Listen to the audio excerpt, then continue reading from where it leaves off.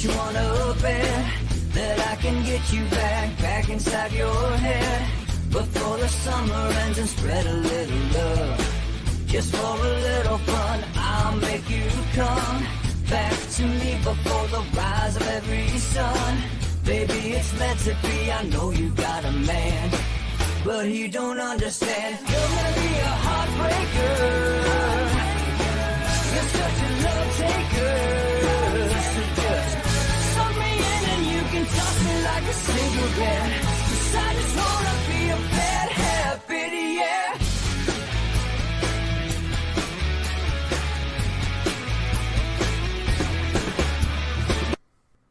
Welcome to Inside the Numbers with the People's Pundit, and now here's your host, Rich Barris. Yeah, good morning, folks. Welcome to Inside the Numbers with the People's Pundit. I'm your host, Rich Barris, the People's Pundit. Look, follow us on Rumble. If you don't already, subscribe to the Rumble page, and when you're there, right above you, right there, check out the Locals button, subscribe to peoplespundit.locals.com. Be part of the revolution. Join the revolution in data journalism. All right, for a couple show announcements. I'm going to have some pretty cool guests on before we get started here. Coming up, not today, next week, and that should be fun. You guys should like hearing from these. Actually, looks like Friday. Sorry, Laura. Sorry. And then, we're going to have a candidate. We're going to have somebody who's been doing some great work on the ground to discuss the different things that we're talking about. So a lot of people tuned in to what are the odds on Monday. That was fantastic. Keep it coming. We will next week, hopefully. I didn't want anything to go wrong, so I didn't just take a shot in the dark there to see if we could get it streaming directly to Locals as well. But we're going to try to do that next week. All right. That, and we kind of go long. And those of you on Locals know that it has to be upped. All right. Which I think it is now. Laura would know better than me. All right. So today, well, what do we have go on? Mitch McConnell and Senate Republicans, as I have long told you people, never liked Donald Trump. They don't like the base. They're not really Republicans. There's just no other way to put it. These are more so in the Senate than the House. Republican leaders are establishment to the core. That's why nothing ever changes, whether the Republicans are in charge, the Democrats are in charge. Recently, Democrats have gone full bore, but for the most part, Mitch McConnell has been fairly ineffective at stopping several key issues that are important to the base. He was instrumental in diverting the Trump agenda at every turn. Even when they had the majority, he was too weak to stop the opposition from blocking the president from getting his cabinet, getting his nominations. One thing that Mitch McConnell could claim he did well was appoint a lot of judges on the federal bench. However, since those judges came from the Federalist Society, which represents Mitch McConnell's Chamber of Commerce wing of the party, not the actual Republican Party, it didn't do a whole lot for Donald Trump and his supporters. That's the reality. Is it better than having some radical leftists on the bench? Sometimes, not all the time. So the question here is today, after what we saw yesterday, which is generally this: Republicans, led by Mitch, slammed basically, the RNC, which is trying to which made this move in an attempt to tell the base, we hear you. They censured Liz Cheney and Adam Kinzinger, both of whom are not Republicans. They have R's after their last name, but there is nothing about them that makes them Republicans, not in the modern era. And in fact, not in any era outside of the brief period where the Republican Party was hijacked post-Reagan by Cheney's family and her friends and their family friends like the Bushes, that turned the Republican Party into something historically it has never been. Donald Trump did not come up with America First. That was long the Republican Party's slogan throughout the early and mid 20th century. Republicans were always the party of domestic business and of the worker, and they have always been pro-family. It has been, over time, coalitions of progressive and Bourbon Democrats that would later open up U.S. markets at the detriment of domestic business to foreign business. And from Eisenhower on, these people were, well, up until Eisenhower, these people fought hard against a bureaucracy that was permanent and never ending. Eisenhower left office warning about the military-industrial complex. They were not in bed with the military-industrial complex like Adam Kinzinger, Liz Cheney, Mitch McConnell, Lindsey Graham, and the late John McCain. These are not Republicans, and they never were. Bill Kristol, his daddy, was a psycho leftist who only left the Democratic Party, who he's a communist actually, who only left the Democratic Party because they didn't want him anymore. Because in the 60s, for a brief period, the Democratic Party, who started every major war in the 20th century, briefly became the party who opposed it during the Vietnam era, leaving Irvine Kristol, Bill Kristol's daddy, and the rest of what were known to be neocons like Liz Cheney and her daddy without a home.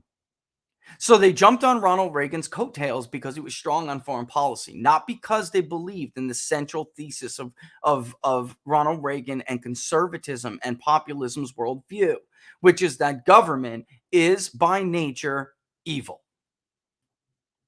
It is not the great referee that can protect you from injustice. It is at its core corruptible.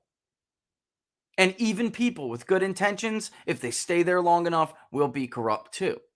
Because absolute power corrupts absolutely. That is not what these people believe. So the base is angry not so much at Adam Kinzinger and Liz Cheney and others breaking, Mitch McConnell and the rest of them, breaking with the party. What the base is saying is, how could you be so damn outraged over January 6th when you kept your mouth shut during Donald Trump's inauguration, when left-wing activists basically burned whole streets and toppled cars and set them on fire? The only difference between January 6th and what happened during Trump's inauguration in 2017 was that there was adequate security in 2017, whereas there was not adequate security, probably intentionally, on January 6th when before Joe Biden was inaugurated. That is the only difference. And the base is saying, if you're so concerned about January 6th, how could you not be concerned about left-wing activists that Joe Biden and Kamala Harris funded, aided, and abetted, burning down whole cities across the United States, from Kenosha to Milwaukee to the Twin Cities, where they essentially forced an entire precinct of police officers out so they could burn the building down.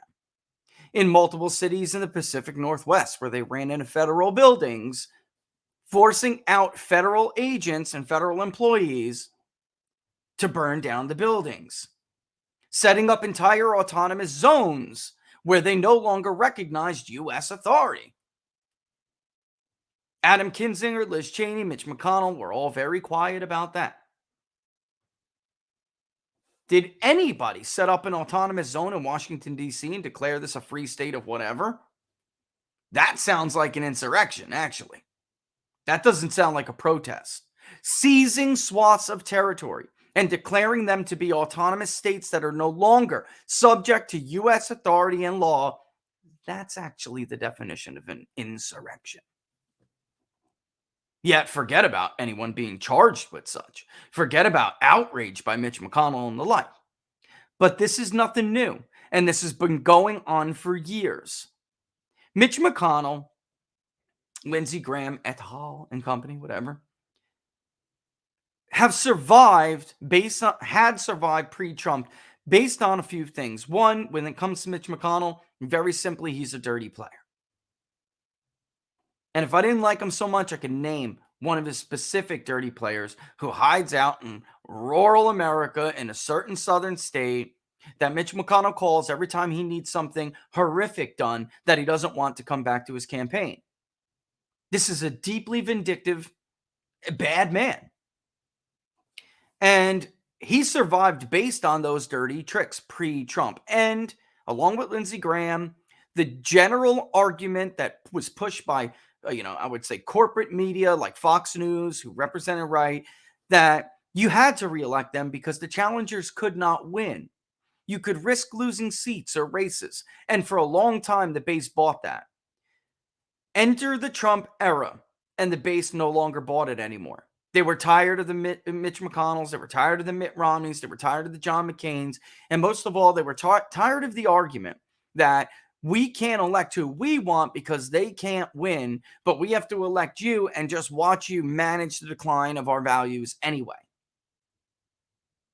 Enter Donald Trump, and that went out the window. What they relied on, the tools that they used to get themselves elected were no longer effective. It was over for them. This time, Mitch McConnell and Lindsey Graham would have went down in flames, which keep in mind because we're going to talk about why. The truth is, while the Republican Senate goes off on Donald Trump and his supporters, and now we see this rift, the truth is they owe their careers to Donald Trump. They damn sure owe their majorities to Donald Trump, because going back to 2016, when Donald Trump won what everybody said was a stunning victory, but to the rest of us who were mocked and banned from the cute little aggregators, we're not stunned at all. We told you that was going to happen, and we delivered very accurate polling, but those idiots were completely clueless. And they were anticipating getting wiped off the map. What really happened? Donald Trump dragged those losers over the finish line, especially in Midwestern states like Pennsylvania.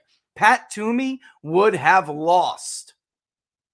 The only one who could say, maybe I did this on my merit, is Ron Johnson.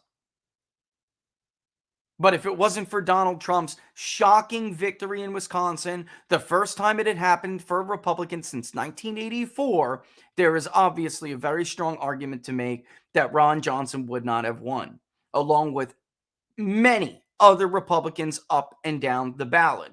And I can tell you that to be true because the Donald Trump coalition always gave more to the traditional Republican coalition than it received back.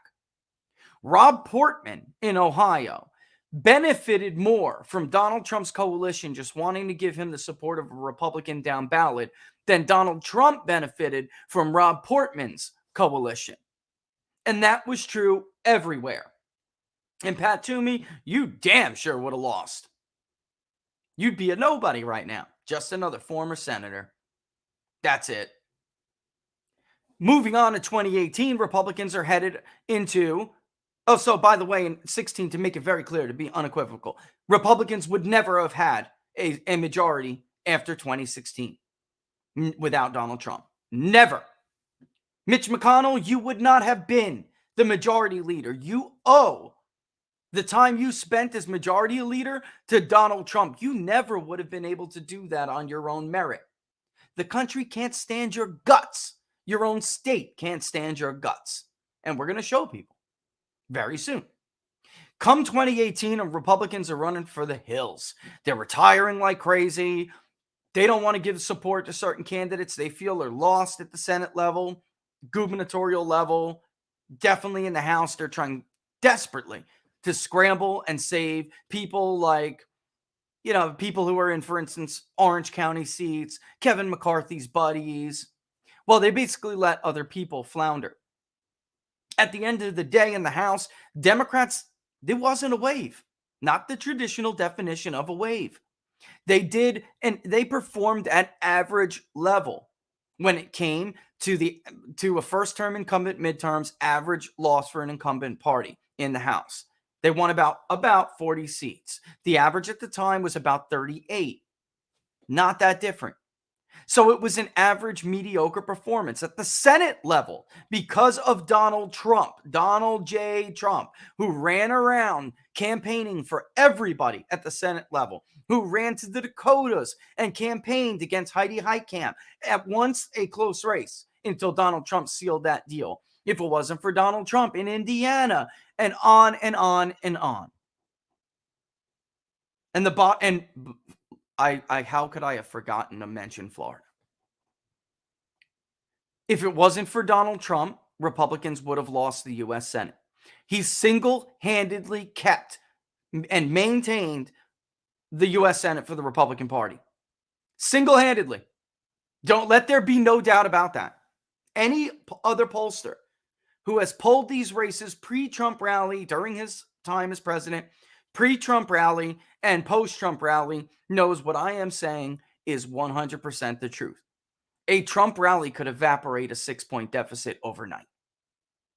Overnight. Rick Saccone against Conor Lamb. He wound up losing, but he would have lost by 8 points if it wasn't for Donald Trump. So in 2018, what does the record tell us? Democrats actually performed the worst for a challenging party to ring in first-term incumbent midterm in the U.S. Senate since JFK, 1962.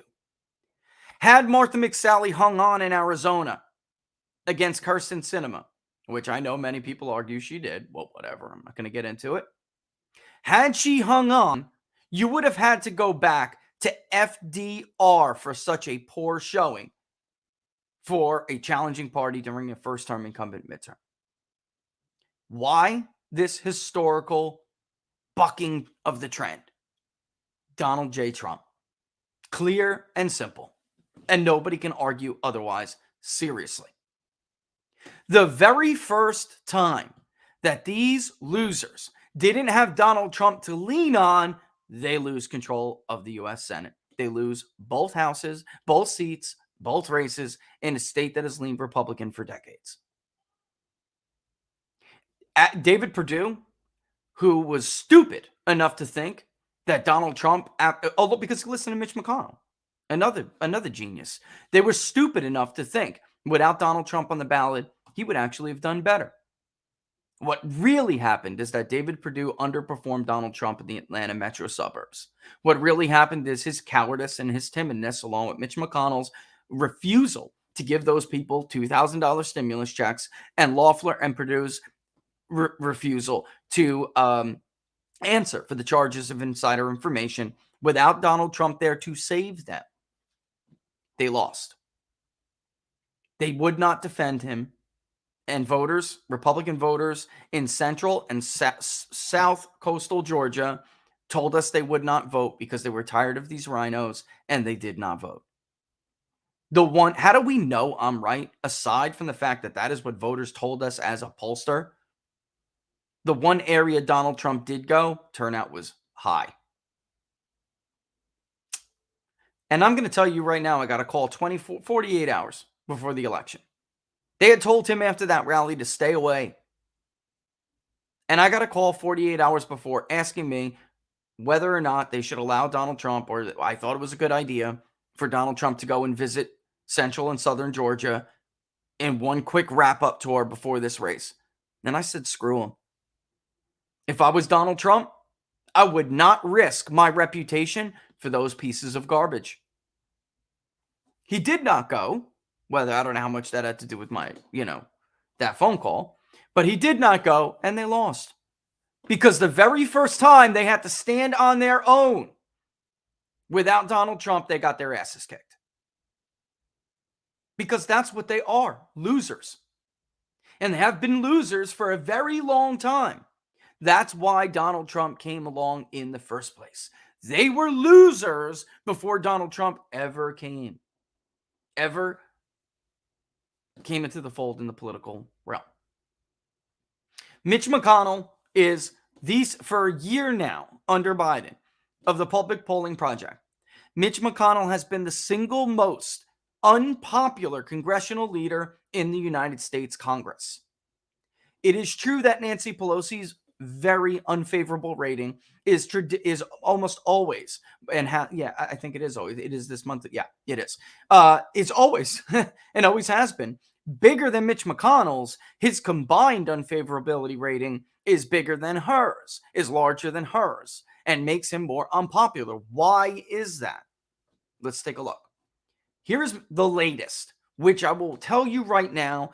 And by the way, Sandy or Jerry or Spider, or maybe both of you, thank you for convincing me to keep whoever did it, Laura, whoever did it, give a digital high five to right now, because I was going to take this off the questionnaire. I was going to take congressional leaders' favorability ratings. I was taking that section completely out of the questionnaire for the winter 2022 Public Polling Project.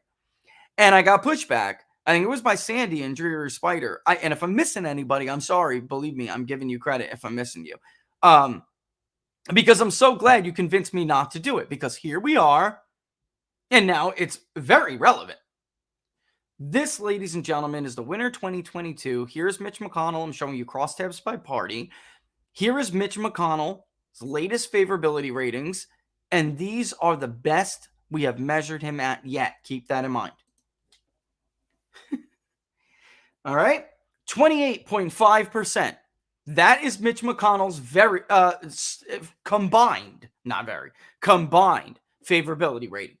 28.5%. Under 30% of the American or the registered voter universe has a favorable view of Mitch McConnell. Meanwhile, 59% on the dot, and this is why I'm saying it's actually his best one, because he's not at 60. He's not at 60 like he typically is. I think 62 was the high. Mitch McConnell basically is loathed by about 4 in 10 voters, while another nearly 1/5 can't stand him, doesn't like him. And about 12.8% say they're unsure or have never heard of him. Take yourself over to the bi-party figure. Ignore for a second the total columns and look over at bi-party. Very favorable among independents is less than 4%. This month, or I should say, really, it was last month. This was taken at the end of last month, right? 5.8% of Democrats have a very favorable opinion of him, and only 10.4% of Republicans have a very favorable opinion of him.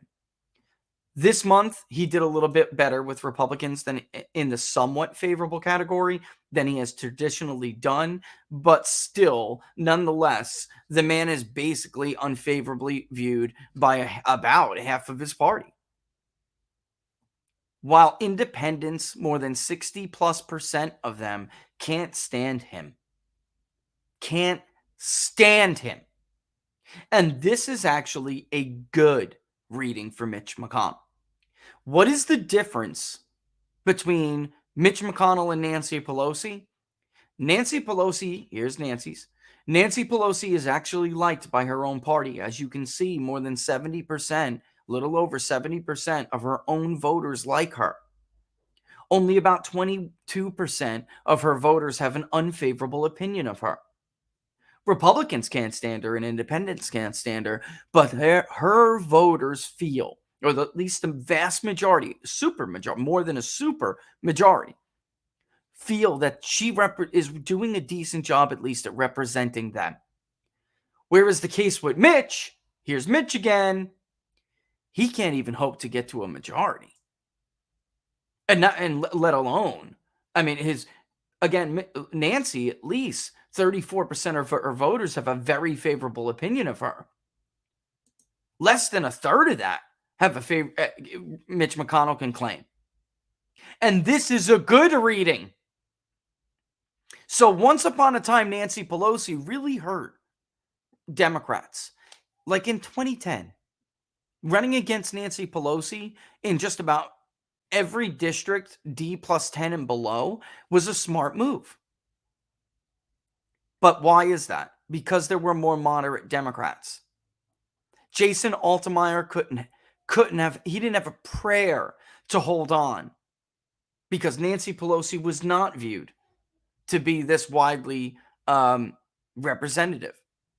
There were more conservative Democrats at the time who couldn't stand her and would say, I will vote against her. And that led, by the way, to base depression. Republicans with Mitch McConnell at the helm, or someone like him at the helm, being represented, in the House by others in California and New York, risks base depression in turnout when it comes time for November. Right now, of course, they're wired, but we haven't gone through the primary process yet. We won't know where that falls. Speaking of fall, let's go back 1 month and take a look at Mitch McConnell's favorability rating. 6.7% of Republicans had a very favorable view of Mitch McConnell last month. That's it. You can see he did worse, but somewhat unfavorable. What will his favorability rating be after this shtick? I imagine it will fall again. you can see that there are actually more Democrats who viewed Mitch McConnell more in the very favorable category. Why? Because they view him to be what he is, a loser who is anti-base, Republican base, and definitely anti-Trump. But he is a loser. So if you are a Democrat, you want Mitch McConnell exactly where he is. So 1 in 10 Democrats said, this is great. No, I like him. Let's keep him there. He's more of a benefit to us than he is to Republicans. You don't see this hatred with Democratic leaders, ladies and gentlemen, among their own voters. You just don't see this hatred. And I'm going to show you. By the way, people who are sharing the crosstabs, make sure there's no trailing slash on them. You're throwing our vendor, you're making them crazy because they're running at tons of errors that's actually hurting their server. There's no trailing slash at the end of the crosstab links that we share. Okay. We have to put them and link them because of basic transparency, rules of transparency. Of course, when we have like EverViz charts, I have to go back and check and make sure I'm not doing it in those EverViz charts on accident, because we have to. I mean, if you're going to show a chart, you damn sure, and that goes for pollsters on all sides. I don't know what this crap is with not showing crosstabs, but I really can't even, I can't even imagine putting out a survey without crosstabs. I mean, that is basic transparency. Sorry if that hurts some people on the right and their feelings, but that's just tough crap. You owe it to people to put out crosstabs. All right. Here is the entire poll for the winter 2022. I want to show you Chuck Schumer by party just to make the point. Democrats don't have this problem. Republicans can't stand Chuck Schumer. Only 3.4% had a very favorable opinion of him. But again, like Nancy Pelosi, a little bit less actually, 62.5% of Democrats had at least a somewhat favorable view of Chuck Schumer. This was actually one of the worst showings for Chuck Schumer. He's at one of the lower levels he's been with his favorability he was plus, not by much, but when, a year ago, when it was like the Democratic honeymoon, he was actually looking basically even, but he's taken a hit now. So he's like 46% unfavorable combined, where you have, only 34% that view him to be favorable. That's a really bad turn of events for Chuck Schumer. And again, Republicans would be able to capitalize on this if they didn't have independents who can't stand the face of their upper chamber, conference. They would be able to capitalize on this a lot more if their own party couldn't stand their own leaders. So this leads me to what I'm saying here, which is, essentially, I don't know how Republicans can move forward with people like this, is leading their party. The fact of the matter is, this is not a national problem alone for Mitch McConnell. His own state can't stand him.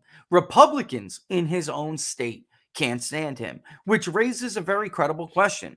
Then why and others like he and Lindsey Graham still get elected? We started talking about it before. The first part, pre-Trump, they had this narrative. But post-Trump, it was different. Lindsey Graham, both Lindsey Graham and Mitch McConnell would have been defeated this time. And soundly. But Donald Trump got involved. And Donald Trump backed them and saved them from humiliation and defeat. You all don't remember Lindsey Graham on Sean Hannity's show, basically almost in tears, begging for money? Donald Trump endorses me. He endorses me. You remember that? It was pathetic. It was embarrassing. Like, no man should ever really show himself to be that weak publicly ever. Maybe I'm old school, but he was basically in tears begging for money. And Donald Trump saved him. He did. Donald Trump has not, or maybe he has now. I certainly hope so. But he had not figured out what Republican voters had figured out years before, which is why he got elected, which is that you really can't expect anything better from these scumbags. A stab in the back is what you're going to get every single time. Stabbed in the back. So unfortunately for Donald Trump, and yeah, I'll bring you in there. I'll bring you in there, boo. I'll leave you in there like that. All right, and you can I was kind of just just pop. saying, I remember that when Lindsey Graham was crying, boo-hoo, like a little baby. It was amazing. Donald Trump endorses me. Remember that? Give me Yeah. money. Go to lindseygraham.com. And then 24 hours later, he's sitting in our friend's living room thrashing Donald Trump. Thrashing it. Yes. I need money. The worst thing that ever happened to the Republican Party was Donald Trump. And I'm feeding back, so you're gonna have to move back. You're gonna have to lower your volume or something. But yeah, basically, the argument wasn't even valid, which is that his argument, his central thesis was, and they're all say the same thing, that he's going to damage us for black and brown people for a generation. That's not even remotely true. That was not true. I'm actually arguing here and now today, and I'm going to go over a lot of polling data to make my case. It is Mitch McConnell and the Rhino establishment that is the single biggest obstacle. And I think I already, on as far as the historical record goes, I think I already made that case. You can't even argue against it. The logic is too sound, so I got to shut this off. Yeah, the logic is too sound. The minute they didn't have Donald Trump to lean on, the losers lost, and that was their track record for going on decade and a half until Donald Trump came along. That's just a fact. And they weren't garnering any new voters, any new ethnically diverse voters, because these people like Donald Trump, but did not like them. They don't like the Republican Party itself. They want to vote Republican. Glenn Youngkin in Virginia did an incredible job. But what was Glenn Youngkin, a politician? No, he was not. It's like everyone always throws this Glenn Youngkin thing in my face to try to counter it. Dummy. Glenn Youngkin was not a politician. He was not even anti-Trump. Contrary to what everyone tried to do to sow discord and create their own rift in that, he was not a politician. He was a businessman. He didn't run on the back of Donald Trump, but he didn't run against him. He ran as very much in a Trumplican mold. They were, the dummies like Bill Kristol and the rest of them. He knew they wouldn't accept him anyway because Bill Kristol is a commie. He is the son of a commie and now is basically just a statist. He's a left-wing statist. It really is. That's it. So he put all of those idiots to the side and knew, I know I'm not going to get their support anyway. I'm just not going to run, attached at the hip with Donald Trump. But in any event, getting back to the second part about this, Donald Trump had not learned yet what voters already knew, which is that you can't expect them to do anything but stab you in the back. He's a businessman, and he assumed, it's going to be like the business world. It isn't in politics. And I really hope he learns that lesson, especially if he intends to run for president again. The fact of the matter is, no matter how well the America First movement does this year, they won't purge everybody, ladies and gentlemen. And in fact, it really comes down to doing more than just purging. I'm just going to mute you here, Boo, until you get all that situated, because it's in the background. But it's more. It has to be more than that. It has to be them increasing the seats that aren't really Republican seats. I don't want to get into it. I don't want anyone to see the left hook. All right. That's right. I don't want anybody to see the left hook. I'll tell you on locals, okay? I'll tell you during a local stream, but I'm putting the brakes on right now. The fact is, if Mitch McConnell and that clique of Republicans wasn't around to fight Donald Trump at every turn, Paul Ryan was gone after the first 2 years, but he managed to waste an entire tenure majority. If they weren't around, how many more votes could Donald Trump have brought into the Republican tent more than anybody else did? And by the way, the most diverse coalition ever for Republicans, or at least since Richard Nixon. At least since Richard, we gotta put that in proper context. But the fact is, they had no chance to do this, ladies and gentlemen, on their own. They had zero chance to do this on their own, and they will blow it if they get their way. The single biggest obstacle to the Republican Party creating a more diverse, bigger than ever coalition are these rhinos. And I would argue that you absolutely will. For every Liz Cheneyite that you lose, you will get 3 more that never would have voted for you if you did not align yourself with these people. It's that simple. It really is that simple. Because there are voters that, A, will come from traditional Democratic votes. They'll come out of the woodwork for it. And I'm going to show you a great example of that in a minute.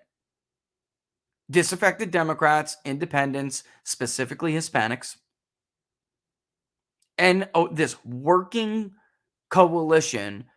There's all backgrounds, so many other backgrounds. They're about 20% Hispanic, so there's a good deal of other voters as well. There's just no way they'd vote for a Republican establishment candidate. There's no chance. They would never do it. But if the Republican Party changed their identity back, I would say reestablished their identity, because this is who they were before the losers and the neocons like the Bushes and the Crystals and the Wolfowitzes and the Cheneys and the before those people came along. That is what the Republican Party was. And that's why Reagan won by such a landslide that he did. Because he said, wait a minute. Once upon a time, I was a Democrat because we had these similar views anyway. Then I was a Democrat because Republicans went the way of this. We got to move this back. We got to take this back. This is what a Republican really was. And he was right. Reagan used America. Geez, I thought I turned this off right. Reagan used America first. And early 20th century Republicans used America first. In fact, complete revisionist history would tell you that the New Deal was so beloved by the American people. Nothing can be further from the truth. Conservatives routed Roosevelt's party after the New Deal. We would have a lot more if that didn't happen. It was not popular. And it was one of the few examples in U.S. history where you could say a government program was rolled out and then it was rolled back. Now, they still progressed because they got old age insurance. Now we know it's called Social Security. They basically invented the idea of retirement. It's true. There was no such thing. People worked until they couldn't work anymore. And that's how America was. That's the Protestant ethic that was central to American ethics for until the progressive era, when they started to whittle away at it. All right. Let me go to, where's my other one here? All right. How do I know this doesn't extend? I was tweeting about it before. Let's take another. Let's say, whoops, sorry, Laura. Let's take another one. I'm going to pull up some of you may have seen this already. I'm going to pull up a heavily Hispanic district, okay, that we polled, and show you these people said they voted for Joe Biden. They're not these new voters who, first of all, the sample's D plus 10, so there's just no way Donald Trump could be leading Joe Biden unless he's getting people, crossover people. And it's not a deluge of white voters that change their mind. That's not what's happening here. And let's add it to the list here. Can you hear me, Laura? Can you hear me? Not sure you can. I can hear you now. Okay, you can hear me now. Okay. Let's see if I can make this happen with a so I don't. Yeah. All right. Here it is anyway. Let's take a look at it. Can you guys see it all right? Decently? Okay. Let's look at the 2020 vote preference first.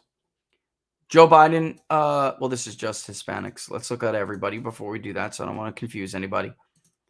Joe Biden, in fact, did carry this district 54-44. Okay? Or 54-33 point, whatever. Something like that.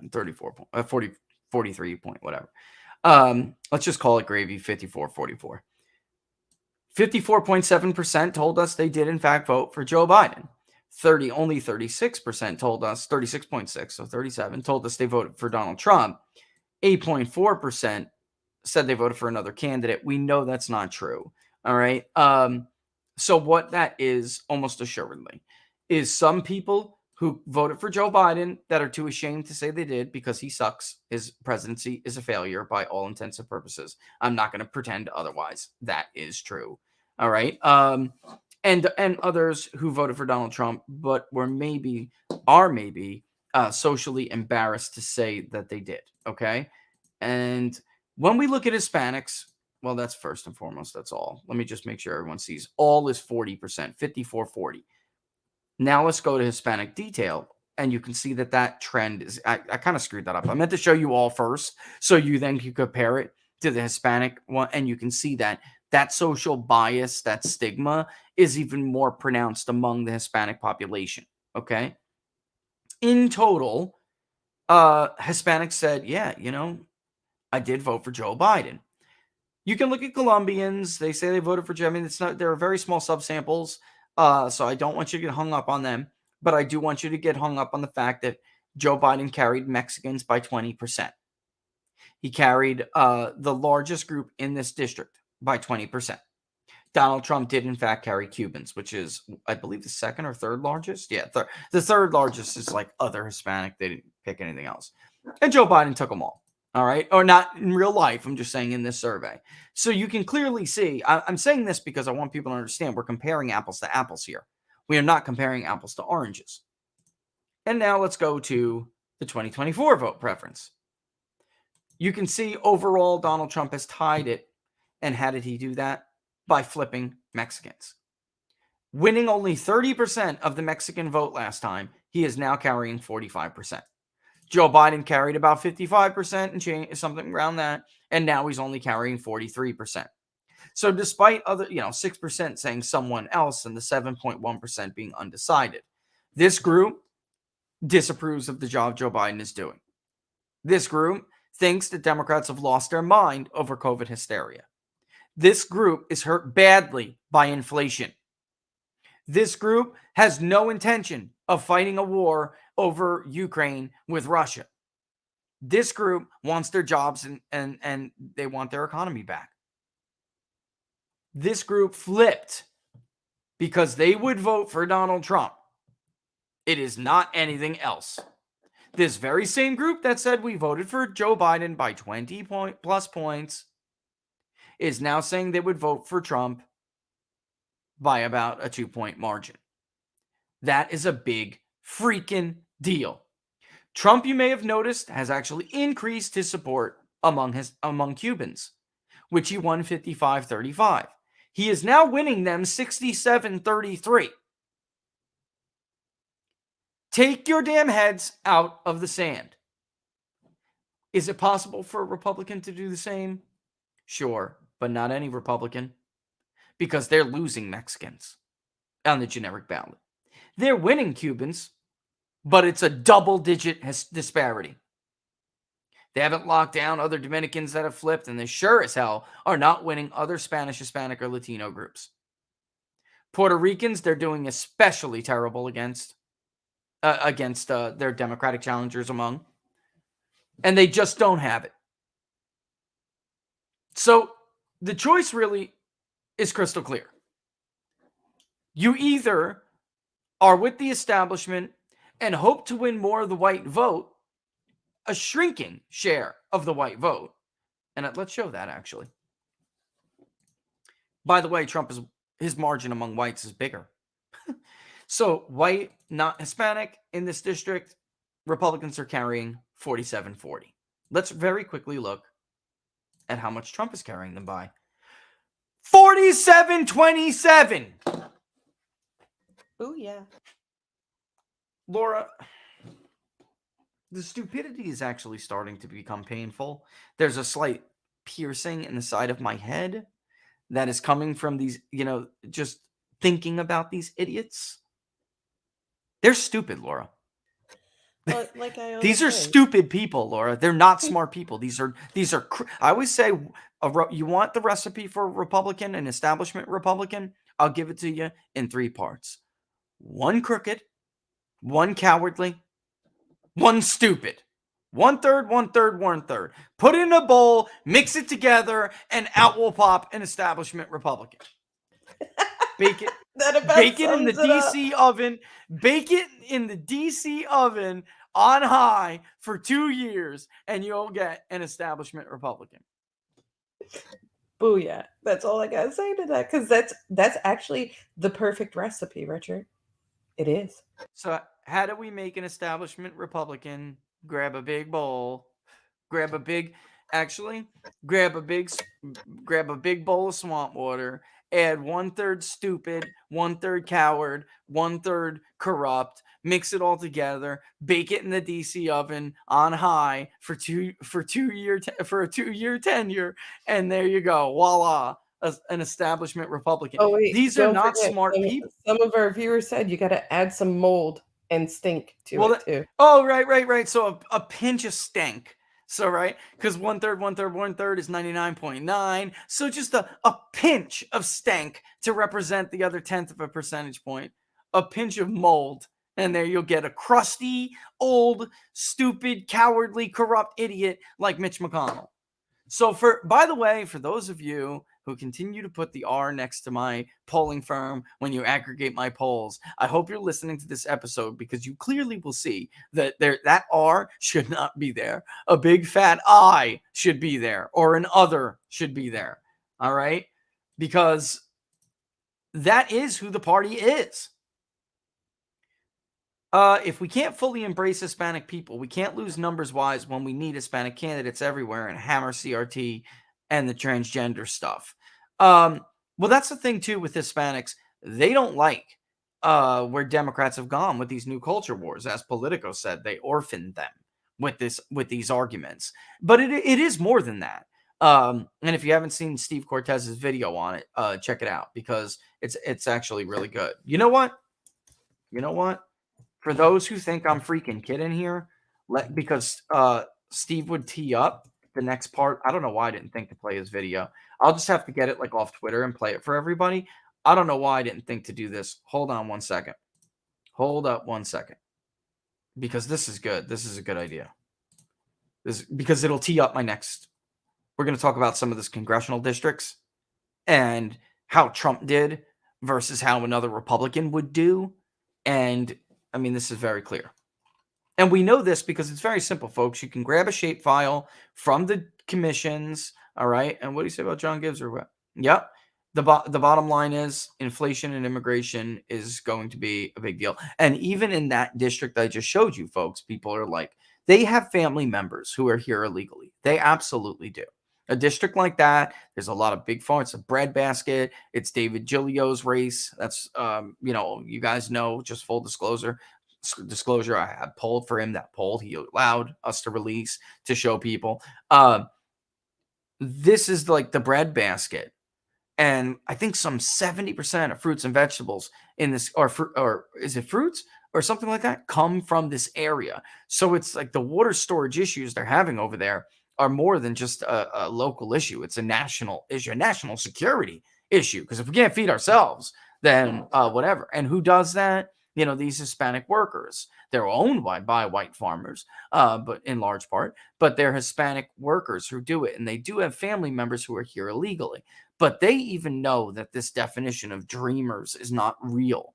This or what the media definition of dreamers has been put forward. That's not true. So at this time, it's not a priority for them at all. The loss of income, the law, the inflation. That is the priority for them. So let me put Steve's video And then on we'll here. be vulnerable and like let- China is, because if America stops Yeah. getting them grain, forget about it. I mean, Laura, if we didn't learn anything from the pandemic, and this is why, whether you like Donald Trump, love Donald Trump, or hate Donald Trump, this may be the most consequential aspect of Donald Trump not getting a second term, which is that in the second term, there absolutely were plans to kind of, number one, remove our dependence with these industries. A pandemic really opened their eyes on some of the industries they needed to pivot to. And people like Leitzinger and what's his name, Navarro, they were like all over this, and they understood we can't have these treatments or even ingredients, certain pharmaceutical ingredients, PPE. We cannot rely on China to provide this for us. This is a national security issue, and we're going to have to start doing this at home. There was no chance Joe Biden was going to do that. And by the way, red-handed. If you have not read Peter Schweizer's book, I'm going to try to get Peter Schweizer on to talk about this book. I read a lot of Peter Schweizer's stuff, but this is probably even more well documented than other books that he has. It's a fantastic book, and like Robert said on What Are the Odds, even he wasn't so aware. Like, we knew big tech and politicians were intertwined with Beijing. We just didn't know how bad this was, how much influence they really do exert over people who are supposed to be looking out for American interests, and they're not at all.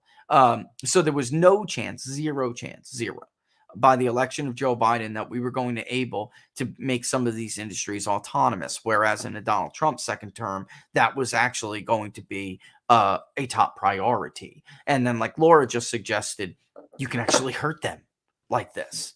So I kid you not when I tell you they're doing some crazy stuff with the water out there, and it would not be a surprise at all if at some point in the very near future they would have to rely on others, on foreign nations, for something as basic as water. And in fact, David's water plan discusses that. I read it. I couldn't believe how bad these people let this crisis become.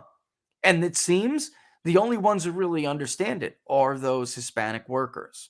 They understand it, ironically, better than anybody. It's really incredible. And again, there's no chance, Beijing Mitch is going to do a damn thing about it. It's just not going to happen. All right, let's talk. Let me play this by Steve, and then we'll get in because he's going to discuss some of the counties that I want to talk about next. All right. So let me make it full screen so you guys can see it better. All right. Patriots, big problems for small business. Today, the National Federation of Independent Business released its monthly. Damn, this is the wrong one, but I'm going to let this roll because the big data poll, registered voter, or the public polling projects conducted by Big Data Poll, registered voter economic confidence index absolutely forecasted this would happen. And we went over it. What, last week? 2 weeks ago? We went over this. So it's kind of like a little bit of a on the back for me. Its monthly survey of small business optimism, and the news was terrible. But let's look at the history first. The handoff from Donald Trump to Joe Biden. Notice the spring of last year into last summer, the upward trajectory, the momentum, the confidence among small business. But once the same thing we found, Biden economic policies took hold, the peak and the subsequent aggressive decline as optimism tanks, hitting an 11-month low today, according to NFIB. The main reason cited by the small businesses, inflation, rising prices. As a matter of fact, the largest percentage of small businesses report that prices are rising since 1974. We are back to the 70s, back to stagflation because of Biden's economic policies. For more details and for policy solutions, go to the attached article. Yeah, and you should. But that's not the one I was trying to show. Let's go down a little bit more. Nope, that ain't it either. There it is. All right. So, I'm going to pause it real quick. Or no, I'm not. I'm going to mess up. But now I'm going to pause it. All right.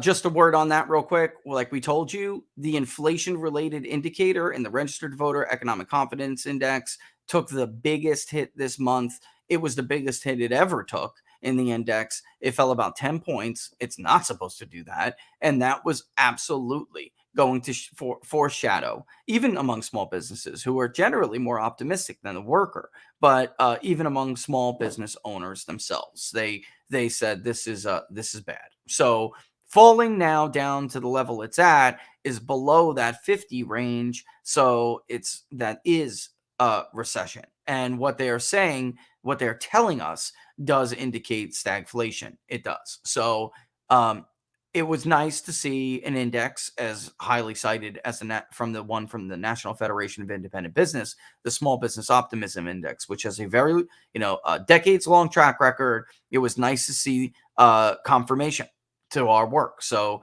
give yourselves a pat on the back as well, because if it wasn't for you, we wouldn't even be able to do this. All right. It wasn't for your contributions and your supporting you becoming supporters on peoplespundit.locals.com. It would never even have been possible. So give yourselves a pat on the back, because we're leading the way here.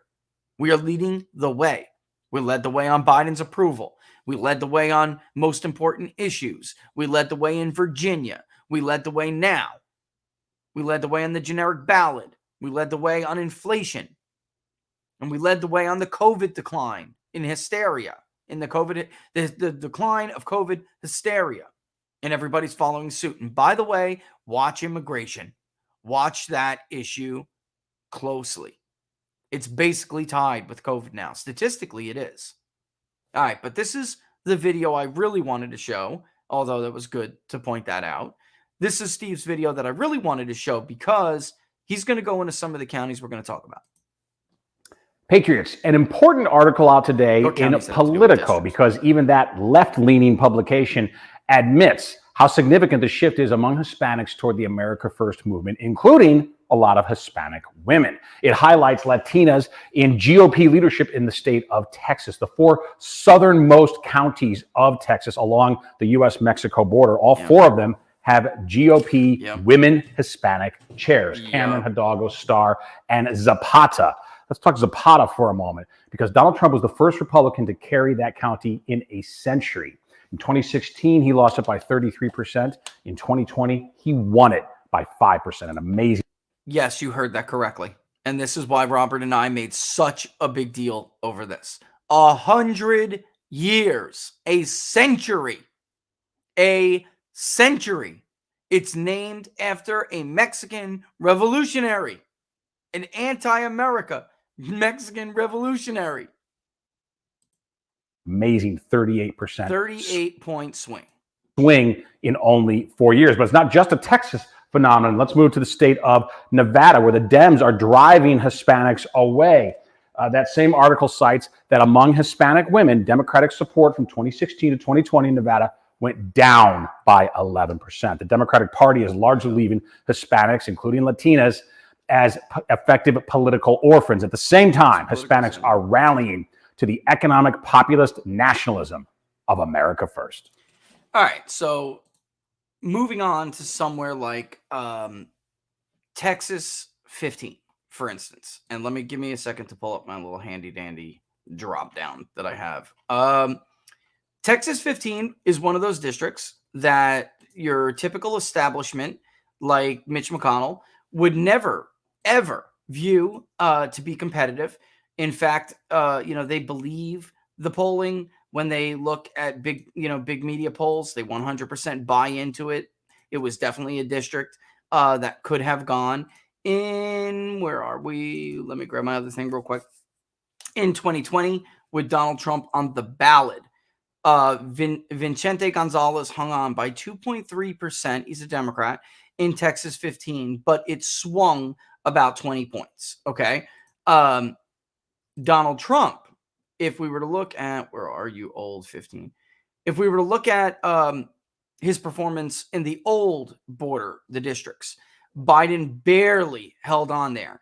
Donald Trump overperformed the Republican candidate by about almost 2 points. Okay. About a point and 1.4 or something like that. In the new 15, Donald Trump carried it, while Republicans still would have lost it by a hair, but nonetheless, they would have lost. They would have lost it by 0.4%. Trump would have carried it by 2.9%. It is the new one. Or all right, now it's 83%. White voters are a gross minority in this county, in this district, excuse me. A gross minority, yet Donald Trump still would have won it. The percentage of adults with a bachelor degree is about 20%. So about 1 in 5 have a bachelor degree. This is a perfect example of how, if Republicans, the base, want to beat the establishment, or even want to win, they have to look to a new coalition. And it will naturally, it will be a secondary result that they would beat the establishment, because you're not just beating them in their own races or at their own game. You're kind of ignoring them doing your own thing and beating them elsewhere. And then you are adding what Steve calls America First voices to the Republican Party they would never have gotten. Why? Because the theme of the day is these people are losers. That's all they know how to do. They are born losers. Most of them have never done a damn thing in their life other than get elected, not out of merit in most cases, but because of relationships, because of horse trading, because of the worst possible way that you could get into American politics, which has nothing to do with serving and benefiting the people that are electing you to represent them, but everything to do with serving and benefiting the people in the establishment who helped you get to where you are and got you funded. And by the way, those people benefit too. Who doesn't benefit? The working class Hispanic who wants to vote America First. All right. A question to ask is, who are the Republicans getting their information from? Frank Luntz? That's Mitch McConnell's best friend. Jay, I kid you not. I kid you not. Mitch McConnell was renting a loft from Frank Luntz at a serious discount to market value. They invited Luntz to tell them their strategy to victory in 2022 at their conference. I freaking kid you not. The guest speaker at the conference where they discussed how to take back control of the House majority was freaking Frank Luntz, whose own employees have publicly accused of fudging numbers, manipulating dials. I kid you not. Those are good questions. Can you ask Rich what will be the top 3 topics people will vote for, will vote on? Right? Is that what you mean? Regarding cost of living, immigration, national security. Is COVID even going to be a topic? COVID will be a topic. It just won't be one that's positive for the Democrats. And I wouldn't be surprised if it fell into the 4th place next month and immigration took over, because immigration just soared last month. I mean, it was low single digits in our polling for a while, and then it just skyrocketed, probably having something to do with Biden secretly flying illegal immigrants into areas where he thinks that, it can help to turn red areas blue. And also because it's at a time where you do have some people, concerned about what kind of variant could they bring in, that, not to mention, it's just complete lawlessness, and people don't like lawlessness. They don't like when things seem to be out of control. But you know what? When we come back, we'll take a look at top issues of this month. We'll dig a little bit deeper in them, and we'll also, I can get in while we're taking a break, and I can check out making a really quick crosstab that crosses top issues, most important voting issues, with the generic ballot. Okay, we can do that, and I will do that on the break. All right. If I'm not done, then we'll do it together. All right. You're watching Inside the Numbers with the People's Pundit. It's time for that break. Don't forget to subscribe on Rumble. If you're watching on YouTube, we love you for it. Give us a thumbs up. You can subscribe there. Hit that notification bell. That'll let you know when we're going to go live. But as I said on Monday, I'm not playing this freaking game anymore. So please roll over to Rumble and subscribe to the People's Pundit Rumble channel over there. When you do, and if you're on Rumble already, aside from giving us that little plus, and Rumble rants are always appreciated, very much look up right there. About where I am pointing, right there. You will see the locals button, right to the locals community. If you want to learn more about how we poll, how surveys are designed, why results can be manipulated the way they are, why the electorate is unrealistic in other polling surveys, and on and on and on. If you want to get exclusive and early access to the public polling project, go over and subscribe to peoplespundit.locals.com, because that is how we're making all of this possible. And we did far better than I thought in 2021 than I thought we were going to do. And we are now in an election cycle. The more supporters, because that's what a subscriber is, you can be a member. And if you want to be a member, go and just check it out. And then, if you want, you can want to basically test the water before you subscribe. By all means, go do so. But the supporters of the locals community is how we're making all of this possible. And we have very big plans for 2022, and it's going to cost a lot of money. So we very much, again, go check it out. All right. With that in mind, when we come back, like I said, we'll go over this. Getter, you're watching on Getter. If you don't follow me on Getter, what are you doing? Twitter users, you're watching on Twitter. If you're not on Getter, get on Getter and go ahead and follow me on Getter, because two things are going to happen this year. They're going to get worse because they're going to start to panic. They're going to get worse with the censorships, the guillotine, as Robert calls it. And I'm just not playing the game anymore. I'm just not doing it. All right. They are the ones hurting people with their lies, not us.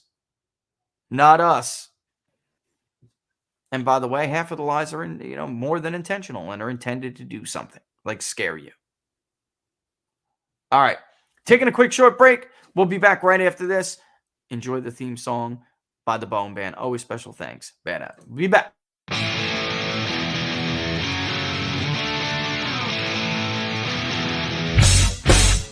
How much you wanna bet that I can get you back inside your head before the summer ends, and spread a little love just for a little fun? I'll make you come back to me before the rise of every sun. Baby, it's meant to be. I know you got a man, but he don't understand. You're gonna be a heartbreaker. You're such a love taker. So just suck me in and you can toss me like a cigarette. 'Cause I just wanna be a bad habit, yeah.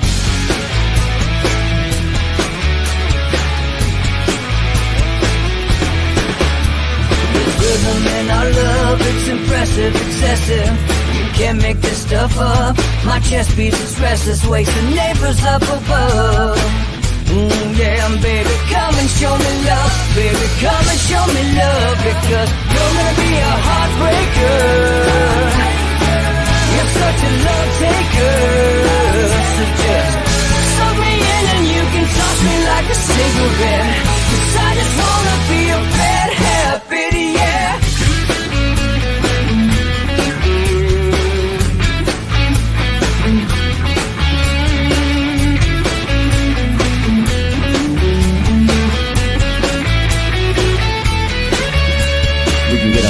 Take a one-way ride, steal us away to find a place we can hide. It wouldn't take much to spear for overnight, to give into the need and leave it all behind. 'Cause I know that you know that I know that you want me. You told me, now show me, come blow me away. 'Cause I know that you know that I know that you want me. You told me, now show me, come blow me away. You're gonna be a heartbreaker. You're such a love taker. So just suck me in and you can toss me like a cigarette. 'Cause I just wanna be a bad habit, yeah. You're gonna be a heartbreaker.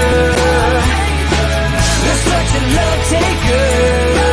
So just suck me in and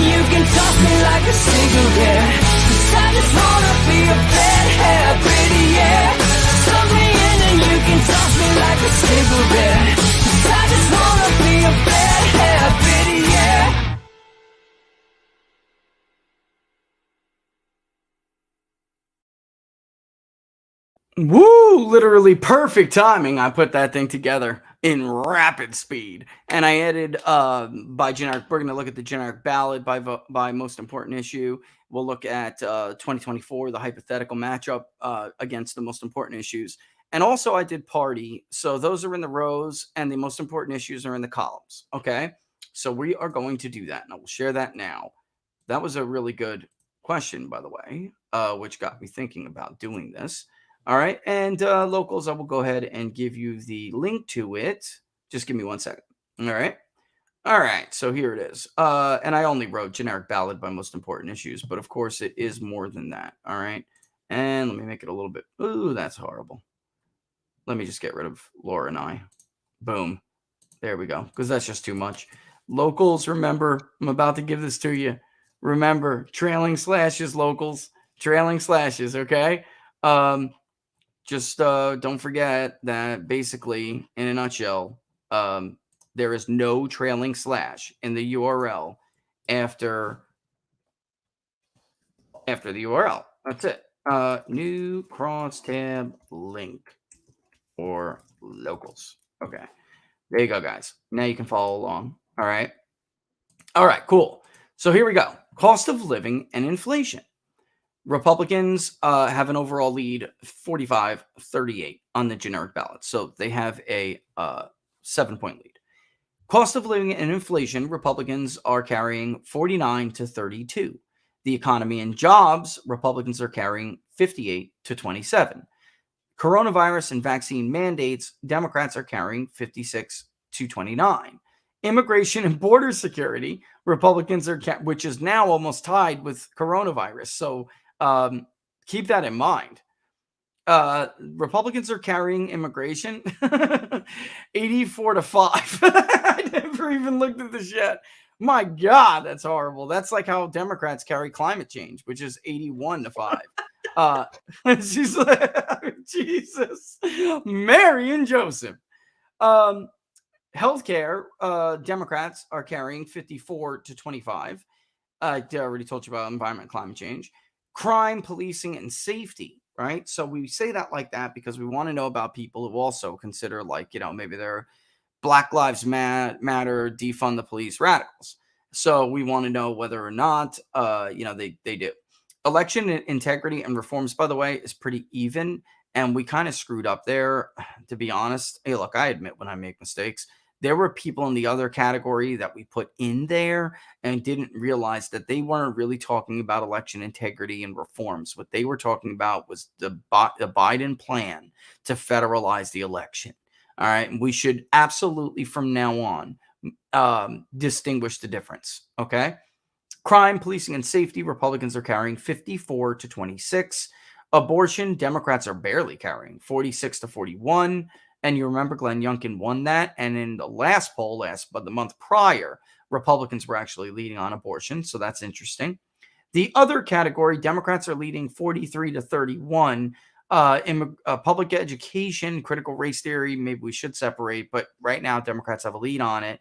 And gun rights, Second Amendment, 61-22. So I think what we could read out of that is we should have wrote gun laws, Second Amendment.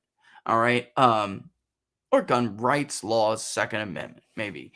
Because the 22% clearly want more strict laws, I would say. I think it's fair to argue that. So I think it's smart if we just were to do that.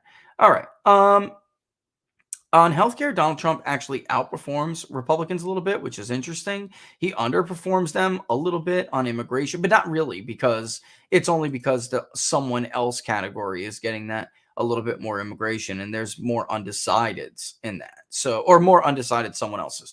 We are going to start to lean people, and and say basically, if you had to choose, let's say in the end, we understand you said someone else, but in the end, as time gets closer, people tend to pick one of the two-party candidates. If you are one of those people, which one would you lean to, kind of thing? And the undecided, we're not going to lean. We're just going to leave it. It is very common for someone else's to be bloated like this early in a presidential matchup, a hypothetical. And it was like this in 2016 when we did it. In 2020, we didn't start this early. So I can't really say that for sure, though there was still a pretty decent amount of someone else's. Joe Biden benefited, no doubt, from those someone else's from 16 voting for him. Here's the deal, though. Now they're not. And you can, if you have the original crosstabs, which is not in this one, you can see that Donald Trump is like 3-1 now carrying those voters. Those voters really are persuadable. They really are. Green Party, kind of left-wing third-party voters are not at all the majority of those votes. All right. So on and on and on. Same thing, 2024, Donald Trump has various, leads on those same issues. There's a bigger someone else category for each of them. One particular jump out to me. All right. Let's go on over to election integrity and reforms. You may notice that the overall public appears not to trust Republicans and not favor Republicans as much as they favor Donald Trump when it comes to election integrity. So again, Republicans are actually slightly losing that vote while it's basically tied, because if you ask about Donald Trump, he is the one that is supposed to be the irresponsible, right? And yet he is doing better with them. Gun rights, he is doing better with gun issue voters than Republicans are. Cost of living, he's doing about the same, but his lead is bigger because he mires Joe Biden down to 26.8. All right. Same thing, by the way, with jobs in the economy. Republicans get more of that. They have a 30-point lead, and Donald Trump has a 24-point lead, roughly, because Joe Biden is mired to the 24.6 range. All right. Joe Biden just is in real bad shape here. I mean, there's some of these other pollsters that I really don't even give any credit to or credence to at all. Like, for instance, the Morning Consult poll someone showed me. So I remarked on it on Twitter. I don't pay much attention to other polls, especially when we get close to the election, because I want to pay attention to my data, and I don't want anybody whispering in my ear about anything. I just ignore them. That's the way I do my work the best. It's the way I do the best work I can do is to just ignore them. But yeah, I mean, interesting enough, the Morning Consult poll, somebody had showed me that Republicans finally took a 1-point lead on their generic ballot for the first time ever. And I pointed out that maybe it's worth looking at their trend. I don't know that it is, frankly. But they were one of the worst pollsters of 2020, and they don't have a very good track record. That's just true. It has nothing to do with criticism. It's just they missed Wisconsin by 10 points. I don't know how you do that, folks. With samples, as big as theirs, you have something fundamentally wrong with your panel and your weighting models. You're not good at what you proclaim to be a professional in. It's just reality. So in any event, maybe it's worth the trend. Maybe it's not. But Joe Biden is basically in trouble everywhere you slice it. Cost of living, inflation, Republicans 37 to 31 for Democrats as far as importance to their vote. Republicans more than Democrats on the economy. Coronavirus, Democrats still care more about than Republicans, which is the only reason why Democrats have the lead they have on coronavirus, about still 26 points. But that's honestly nothing compared to the lead they had before. There are more people who think that the mandates we've gone too far now. And it's just simply a matter of Democrats thinking the issue is more important than, say, inflation or immigration, right? Like, for instance, only 6.2% of Democrats picked immigration and border security as their top issue, while 62.4% of Republicans said that. Same thing with economy and jobs and cost of living. Even though you may look, independents appear to be aligned with the Republicans on most of these issues. Look at independents here. Only 27% of them chose coronavirus and vaccine mandates, whereas 24% of Republicans did as well, much closer than the near majority, 49.3% of Democrats who did. It's like the rest of the country is just not in Democrat land. Look at healthcare. This is a big deal, by the way. Big freaking deal, because Republicans didn't do so good on healthcare in 2018, which that election was all about. 49% of Democrats said healthcare is their number one issue, but only about 25%, only about a fourth of Republicans and independents did. Same thing with the environment and climate change. Republicans and independents, it's not a major issue for them. And you might notice with abortion, more Democrats said abortion was important to them. I imagine they're afraid of the Supreme Court. That's probably what changed it. But it doesn't, and that's what gave Democrats a little bit of a lead. It doesn't mean the public is in agreement with Democrats on their position of abortion. They're not. And they're certainly not in agreement on how important of an issue it is. All right. Gun rights is one where Democrats actually are a little bit closer to independents, but independents fell with Republicans on this. And how do I know that? Look at the original crosstab. I'll tell you why.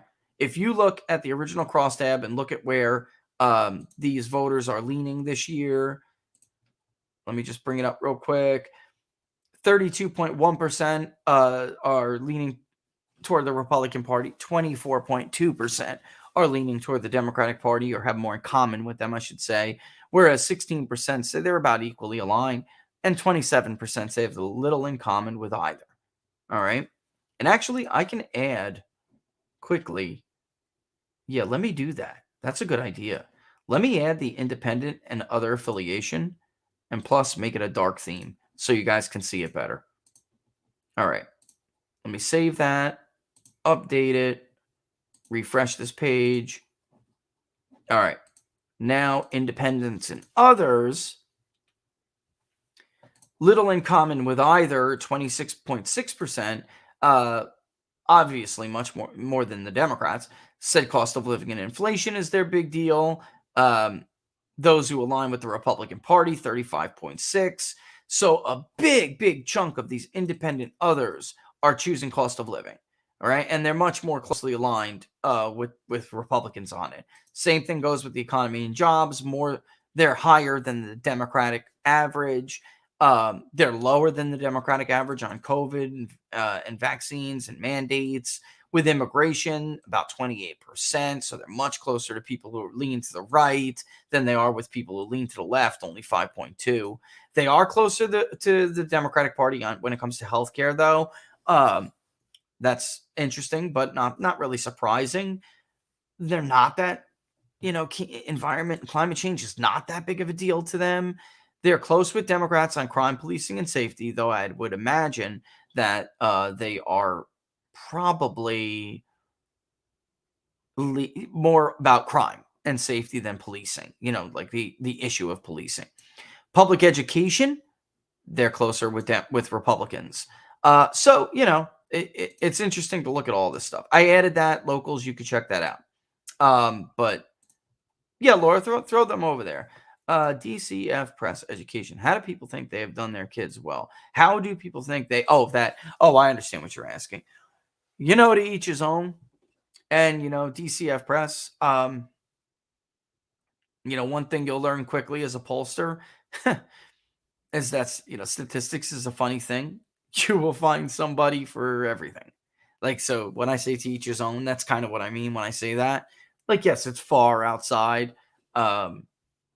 It's far outside any range from the majority, but there are still people who care the most. Look, I had one person tell me, no joke, without a doubt.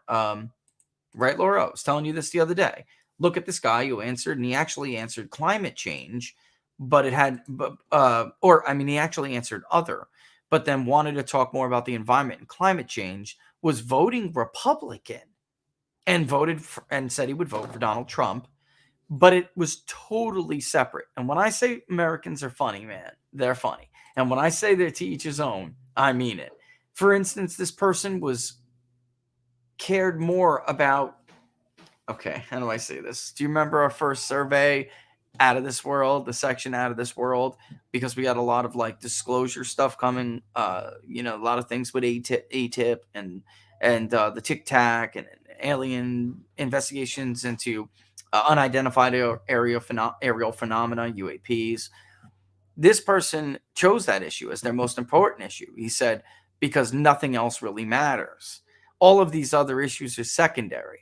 And if we could really find out more about this technology, then we could advance our society. I mean, it was this incredibly detailed response because we give people a chance to either text it back, speak it. You can give a voice thing if you get it peer-to-peer. If you're getting texted, peer-to-peer texted, you could like voice speak it if you have an iPhone. I have an iPhone. I don't know if other people can do that with Samsung. They probably can. I don't know. I don't use them. Android. Or if you're getting it online and you took it in your browser or something, you can write it in. But what I find funny is that it doesn't appear there's a lot of room to explain. This was a very detailed response. I mean, this person was like really wrote out like 3 paragraphs, right? What is a paragraph on average? 3 to 5 sentences. So yeah, I would say, I think it's fair to say he wrote between 9 and 15 sentences in detail explaining why he believed this was the most important issue. And it was incredible to read. And by the way, it was unbelievably a Trump voter. Like, it reminded me of when they asked Travis Walton in 2016 who he was voting for. And he was like, oh, dude, Trump, you know? And there were people like surprised about it because you would think that would be a more liberal crowd, but it's not. It's not. It's the guy who claimed to be Tate. I'm not laughing at his story at all. I'm just laughing because it's funny. You just never know in statistics is my point. You never know. And it's, of course, someone like me, it's my natural instinct to want to generalize because that's what I do. But it's interesting to look at these specifics because elections are won on the margins. You know, a winning coalition is actually a rather simple equation. You know, you're going to take positions that piss some people off in order to attract other people. And you're hoping the amount that you attract minus the amount that you piss off is still a net positive. And in order to do that, you're not doing it with one simple position. You're winning some groups on the margins to build up your side of that equation. So that's what I mean by elections really are won on the margins. If it was only about inflation, Republicans would win the popular vote by, let's see, if it was only an election about inflation, Republicans, the popular vote would be R plus 17. If it was only an election about jobs in the economy, the popular vote would be R plus 31, basically. And if it by that, at that same token, if it was only about coronavirus, then it would be like D plus 27. So you win elections on the margins, if that makes more sense. All right. And yeah, Laura, you can keep like tossing out those. I don't mind answering. If Stacey Abrams loses to Kemp or Purdue in Georgia, will she have lost or will the GOP have beaten her? That is a really good question. I'm going to say that the GOP would have beaten her. And here's why. Do I still have that approval up in here? I don't know if I do. I don't. All right. So for Creative Destruction Media, CD Media, CDM.press, we polled Georgia, and I think we'll again soon. And what it told us is about over a quarter of Republicans hated Kemp. And a third of Democrats approved of Kemp. So he was +6 approve. There is no way the third of Democrats is going to vote for Kemp over Stacey Abrams. Maybe some will, but it's not going to happen. All right, he's not going to get that huge chunk. And it wouldn't be enough. So you would need that quarter who hates him to still vote for him. Ditto Purdue, by the way, who I haven't polled yet. We haven't polled Georgia since Purdue got in the race. But there are still some really bad feelings toward David Perdue among the Republican base, which is why the endorsement by Trump obviously has not had the impact he wants. There were some people who told us they still wouldn't vote for Brian Kemp if Donald Trump endorsed him, even though they love Brian Kemp. What I expect is happening here is that David Purdue has that same problem. And they're being made to pick between two people they hate. And then, by the way, I also suspect, David, because you're a lazy piece of garbage, apparently, nobody even knows that Donald Trump endorsed you. You're one of those candidates this year who were, lucky enough, or whatever you want to call it, lucky enough to be endorsed by the most powerful man in the Republican Party, and you are sitting on your butt, not worthy of the endorsement. Your actions say you are not worth that endorsement. You are not working as if you are worthy for that endorsement. Just a fact. And if I was Donald Trump, I'd seriously consider revoking my endorsement of several of these candidates. I would. I don't know how Marjorie Taylor Greene polls. We haven't polled her, but that's a good question. I just don't know. Sasquatch. Love the name, by the way. I'm a vehement supporter of Squatch Soap Company, Dr. Squatch Soap Company. No, they're not a sponsor. Twitter trolls. No, they're not a sponsor. But I will give my promo link. Oh my God. My promo link. I'm going to do it just to piss them off. 1 second. Laura, you know what I'm doing? Oh my God. He uses his show to sell his products. How do I know this? they always think that you're selling something. It's just because you support it doesn't mean they pay you for it. I just hate the assumption. It's unbelievable. And but they did, and it's not just me, it's a lot of people. They do give you a link where you could like give people the link, and if they buy the products from that link, then they will they'll get it, you'll get some kind of bonus. It's not much. I don't know what it is, but hold on 1 second. Here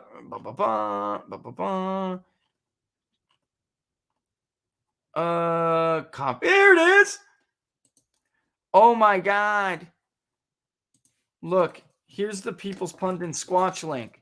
The People's Pundit Dr. Squatch. It's not a word you spell every day. It's not even in the dictionary. SQU. I am spelling it right. I am. Squatch. TCH, right? TCH. SQUATCH. TCH. Yeah, I got it. The horror. That's my Squatch link. That's my Squatch link. No, I swear to God, guys, this is the crap I got to deal with. I kid you not. Right, Laura? This is the crap I got to deal with. Rumble. That's my Squatch link. This is without a doubt the stupidest stuff. I just tell you if I think like something's a good product, but I'm doing that this time just to be annoying. But yeah, I don't know. Many of you maybe not old enough to remember, and I'm sure some of you are. And if you are, maybe you weren't in that area of the country to remember. But John Stossel back in the 80s was like a big deal. And I think he did it in the 90s too. He was like a big deal for like the working man because he was like a consumer advocate. That's what he actually did. And, if there was an up and coming fad or company or whatever, he would like review them and see whether, do you guys remember this? Anybody remember this? And I have for a long time wanted to add that as part of like the People's Pundit repertoire, because I have seen a lot of grifts. And then I've seen a lot of stuff that actually is good. And Big Soap, as they call it, and Big Poo, all right? They're a perfect example of how the government is completely derelict in protecting us from unsafe products. It's not just all these issues with Big Pharma. I was talking about Oxycontin on Monday. I mean, there's myriad examples, but it's not just things like Big Pharma and prescription drugs that are harmful or, vaccines or whatever. products, everyday products that the government basically has failed to protect us from. Folks, petroleum-based soap products are not safe. And there are alternatives that you could use in order that are hygienic, are effective for hygiene. And maybe in the earlier period, a lot of people were worried about using something like a natural deodorant from something like Dr. Squatch, but come a long way. It's very effective. And I wouldn't put anything else on at this point. Plus, as Laura could probably pop in and tell you, nobody smells like a man, like men who use Dr. Squatch. Right, Laura? Come on, Laura. Oh, I love Squatch. I'm a Squatch girl. And let me tell you, I sniff Rich like he's like my personal crack. I love it. She does. She does. Without a doubt. Without a doubt. Yeah, so I've been thinking of adding that not just to it, but like to the People's Pundit community. Maybe I wouldn't do it for everything, but definitely add a consumer advocate point to the People's Pundit community, you know? And what do you guys think about that? We'd love your feedback on that to let us know. All right. In general, could Herschel Walker help Purdue and/or Kemp? You know, we'll see how that is. We'll see how that goes. I'll tell you right now, in our polling, like I said, we're leading the way on everything. We caught the absolute bottom falling out of Joe Biden in Georgia. And, you know, when other people still had him, you know, polling plus nationally, which is ludicrous, CNN, and that wasn't even the case, but we still had him at 46, something like that. He was at 40 in Georgia and falling. So ultimately, Lamp, what I think will determine it anyway is like what we saw in Virginia. You can't have this unpopular of a president and survive these battleground states. Like Raphael Warnock will be defeated at this point handily. All right, maybe, you know, not like a normal Republican route in Georgia, like it could be routed, but I mean, he's not overly popular at all. And Herschel he's very well known. Herschel should that one should not be leaning Democrat on anybody's map. And yet it is, even though they know damn well they don't have it is far less likely than not. Thank you, Laura. It is far more likely than not that Herschel Walker will beat Raphael Warnock. Polls be damned at this point. You may notice that other people now are catching up to our Walker +4. Even the very left-leaning and very left-biased Atlanta Journal-Constitution poll. All right, which now has Walker up. And Biden in the 30s. And then when you're talking about, Lamp, what that means for the gubernatorial election, I think it's very clear that some voters in Virginia, while they were most of them, this was a local election, there was still a segment of the electorate that said, this is a referendum on Joe Biden. I don't like how the media does that because, especially in gubernatorial elections, I think it's a factor, but I always think it's a secondary factor, or at least in more cases than not. It's a secondary factor. It's not a primary factor. All politics is local. Tip O'Neill, that really only still applies to local elections like gubernatorial and legislative elections. But even in this polarized environment, I think what you're seeing, it wasn't a referendum on Trump either in 2018. It wasn't. Arizona, Trump's approval in Arizona was positive in the exit polls, yet McSally lost. There was other things that, of course, it's going to be part of the electorate. They were like, I hate Trump, so I'm voting for Kirsten Sinema. But it was really Kirsten Sinema doing an amazing job localizing that election and pretending to be a moderate. And actually, she has governed more as a moderate than the radical Mark Kelly, who used his wife getting shot in the head to get sympathy votes so he could lie to vote. Look, I have no qualms about making a statement like that.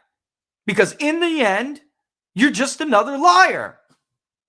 You didn't tell the voters of Arizona that you were going to vote in lockstep with the most radical left-wing part of the Democratic Party. No, you lied to them. You said, I'm a moderate astronaut, and by the way, feel bad for me. My wife was shot in the head. That's what you did.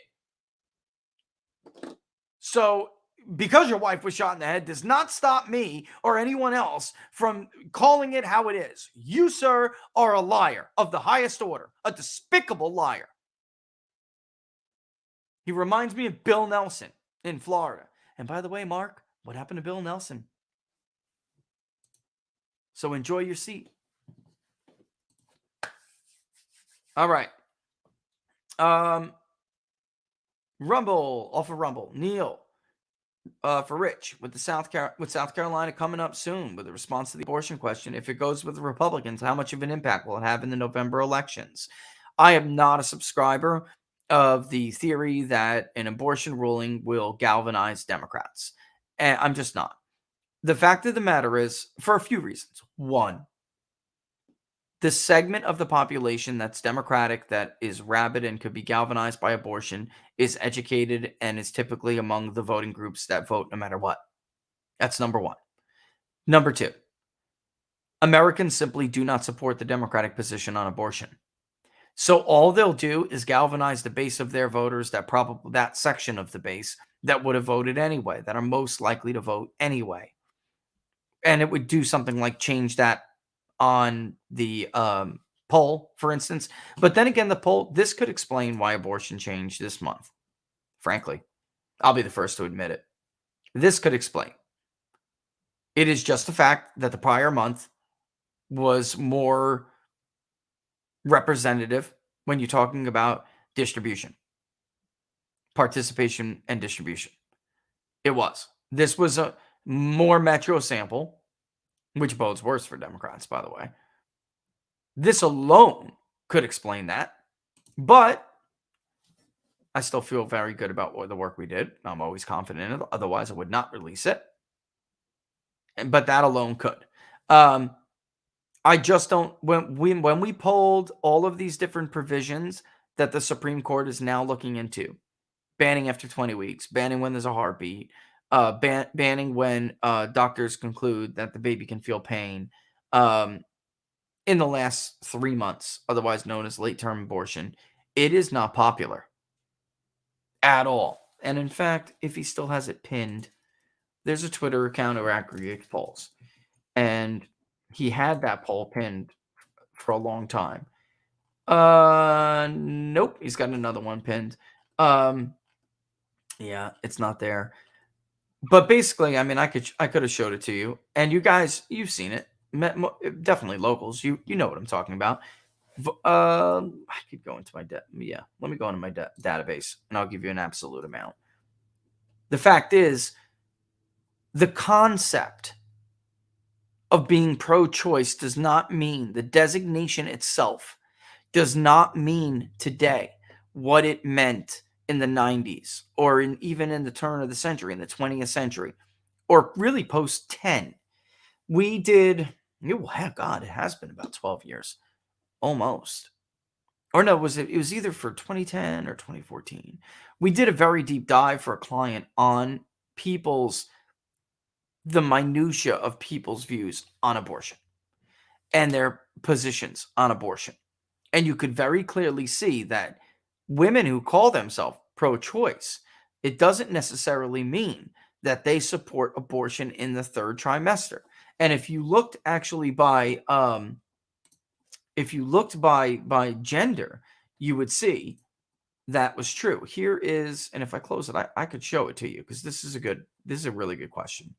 They all always are, but I just want to take a minute to go over this, because this will come up. As we get closer to the election, this absolutely will come up. So here's the crosstabs that I parsed out. From the Labor Day 2021 Public Polling Project. Americans' views on abortion and recent proposals. Regarding the issue, would you consider yourself to be pro-life or pro-choice? The pro-choice designation edged out pro-life by 1 point. That's first and foremost. 1 stinking point. So I can get this point out of the way, because I said a few points, and this is one of the points. The pro-choice designation not only doesn't mean what it used to, which we'll get into more in detail, but in less detail and more straightforward, it does not have the dominance over pro-life that it once did. So it's a weaker designation, and now it's a less unified designation. So pro-life can basically count on almost universal support of a position when we talk about this issue. 20 weeks, late term, fetal heartbeat, whatever it may be. Pro-choice cannot. In fact, many big chunks of their vote, they lose. Of their designation. It's not even their vote. They lose when asked about these certain issues. And we'll do that right now. So after a heartbeat has been detected, overall, 47% opposed it, 32% supported it. So that was popular. That was plus 15. So the Texas heartbeat bill was plus 15 nationally. Okay? If we look by abortion designation, and let me do this. Oh man, you're not seeing it. Damn. Sorry about that. And let me make it full. I keep forgetting I turned off the option that automatically puts it on the screen because I don't want it automatically on the screen. So what did I do? Let's go back real quick. Pro-choice, 43. Pro-life, 42. Nothing. All right. Almost no advantage whatsoever. It's essentially tied. The support for a bill, and how we asked was like this. Do you support or oppose abortion being legal during each of the following stages of pregnancy? And there was a prompt that said, we would like to ask you about various issues surrounding abortion, given all of the news, given all of the proposals that have been in the news lately to restrict, limit, and or ban abortion. And then we went into it. Okay, something like that. After a heartbeat has been detected, even the pro-choice crowd, all right, 21.4% opposed it. And yeah, you had some of those other pro-lifers go over. It's always weird. That statistics to each his own, right? You're going to get used to me saying that, right? But those who were unsure about their abortion designation were opposed to it 3-1. So if they chose, I don't know, I'm unsure, when we asked them simply what their designation was, when we were starting to get specific, they overwhelmingly fell into the pro-life camp. And this goes for like almost every single one. It does go, I think, for every single one, but just not as uniform. All right, so next one. After doctors determine a baby can feel pain, 54% opposed it. So you cowardly Republicans, Mitch McConnell, he scrapped this bill, by the way. Going back to our friend Mitch, he scrapped this bill. The coward that he is, he scratched it, tabled it. So did House Republicans, cowards. Although at least there was a base in the House that was willing to go forward with. The leadership caved because they knew Mitch was going to cave, which is why I say Mitch really hurts across more than you even know, because the Republican House would have forced Paul Ryan to do things, ladies and gentlemen, from 17 and 18. They would have forced Paul Ryan to do it. And Ryan, that he, the weak-kneed guy is, he would have caved under the right pressure. But in the end, he knew that it would go nowhere in the Senate. And we saw that during Boehner's time as Speaker as well. All right. When we cross the designation, 16% of pro-life flipped over. So, but, they kept about 8 and 10. It's almost universal. Whereas the pro-choice designation lost a third on this. You may call yourself pro-life, but you're not down with this. I mean, pro-choice, but you're not down with this. Just like many others, call themselves pro-choice, but they were not down with terminating a presidency after a heartbeat was determined. What about during the final 3 months of pregnancy, otherwise known as late-term abortion? 67.2% of the American public opposes this, ladies and gentlemen. 17.1% support it. Pro-choice lost a majority of their designation to this. 54.9% of voters who said they were pro-choice opposed abortion in the final 3 months of the pregnancy.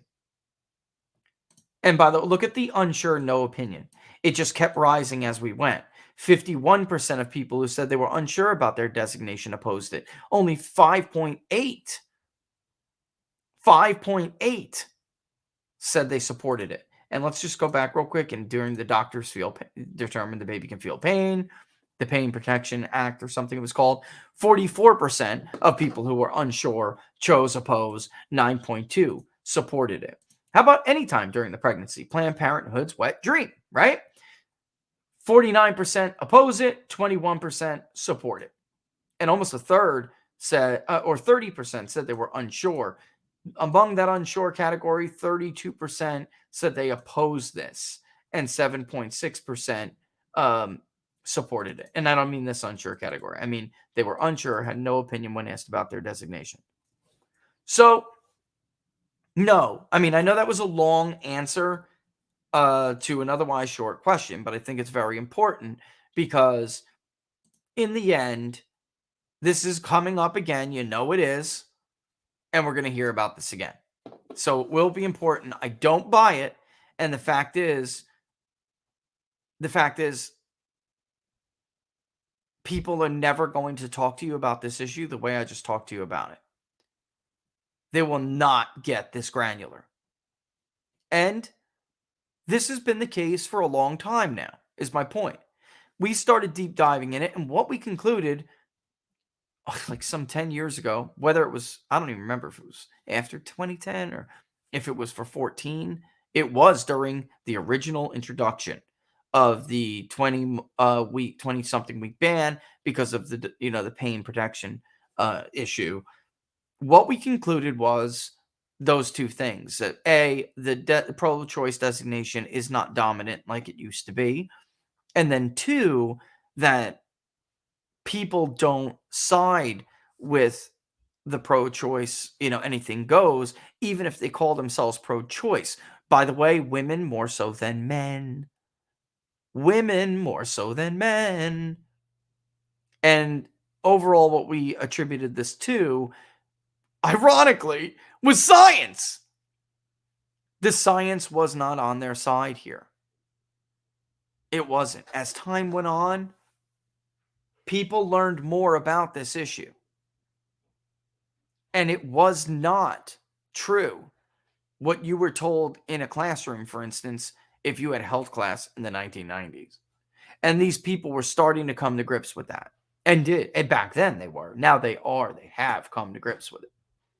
And, my own personal experience, as Laura will tell you, young man, I was pro-choice. I was. You didn't know any better. I just, you were told what you were told in a very liberal school, that's teaching you basically it's not your computer job. It's not a baby. It's a fetus, a blob of tissue. And then, that just turned out with science not to be true. And you become a father. And there are probably a lot of guys out there that can understand what I'm saying. Laura and I were just going through, like a few days ago. Mm-hmm. We were just going through like the mementos box, things that get locked up in the event of a catastrophe, like a water and fireproof thing, whatever. And in there, of course, are ultrasound pictures of our children because God forbid we lose them. And our first son was just totally outlined perfectly. And he even did one of these, like, woe was me. And he had just started forming his little digit. I'm like, it hit me. That's a freaking baby. Like I remember saying that. And the ultrasound lady going, yeah, it is. And this was in New Jersey, by the way. So much more liberal than where my other two children were born. But the fact of the matter is, it was not true what I was told. And anyone who's a parent knows that. And then also the information about who really does get an abortion has also become more widely known.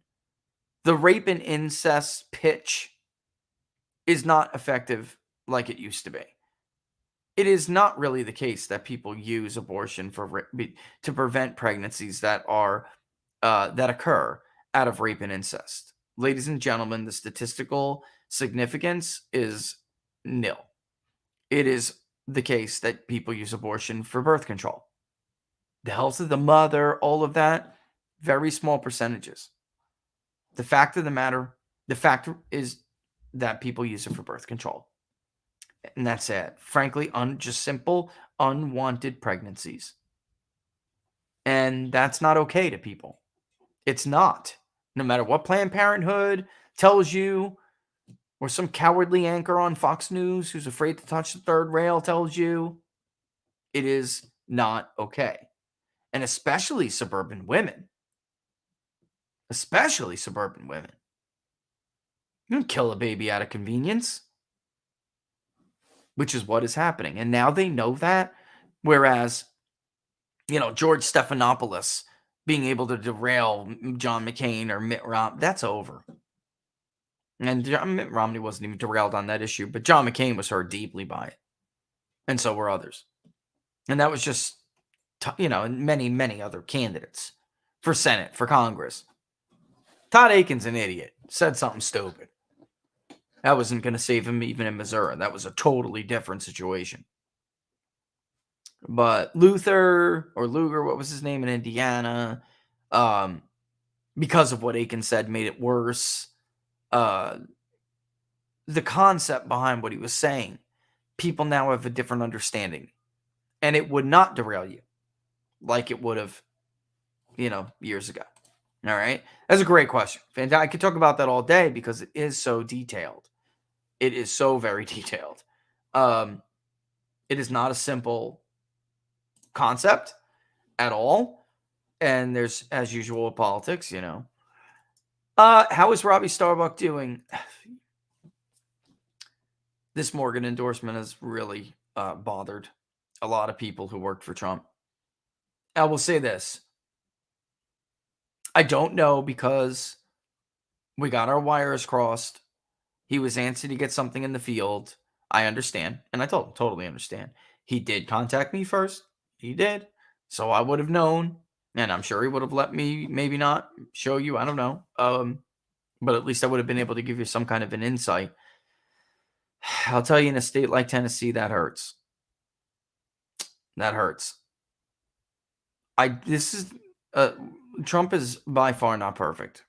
And he does seem to be learning at least some things. Like we were talking about Mitch McConnell, the whole beginning of the show. He went on Newsmax and called Lindsey a rhino. I mean, God bless it. But that's exactly what his base wants to hear. That's what the base wants to hear. But with this endorsement, this is just so bad. She is a Pompeo acolyte. Pompeo was not loyal to him. He was good at pretending to be loyal to him and duping the president. That's just the reality. That's the truth.